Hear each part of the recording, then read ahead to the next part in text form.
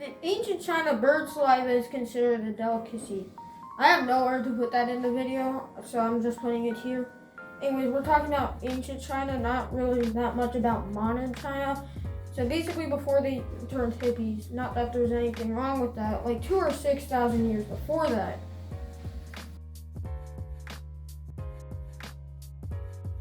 The type of government that's in ancient China is a monarchy dynasty, which just means it's a monarchy where rule is passed down hereditarily, and basically, or you can earn the rule by overthrowing the current dynasty. The way you do that is by, if the dynasty was bad, you basically just start rule or you overthrow them. There used to be this thing called the Mandate of Heaven, where basically the rulers of the dynasty or the whole dynasty itself said we were gods or we were chosen by the gods. The reasoning behind this is so they would be liked. It didn't work. Bad things happened and they blamed it on them. So basically then they just banned religion and everybody changed to be Buddhist.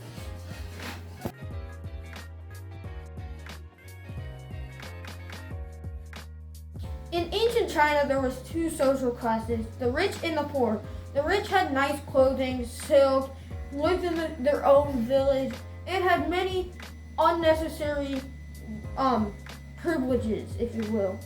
While the poor had to farm their own food, and basically they got taxed by the rich, and they had really bad clothing and farmed rice.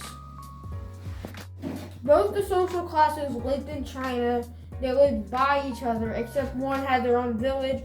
They both ate rice and noodles, except for the rich who taxed the poor on their rice, noodles, and money, while the rich had to pay no tax or anything like that. On top of that, they lived in nicer houses. They both lived in houses, but the rich had nicer ones, while the poor lived in shambles.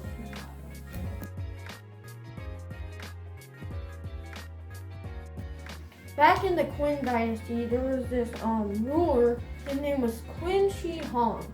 Basically, he said the Mongols were dangerous and they needed to build a wall. This was the Great Wall of China.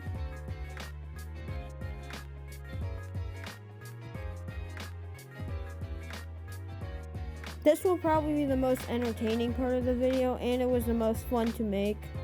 So here it is. The first weird law is in the Qin dynasty, men were not allowed to cry.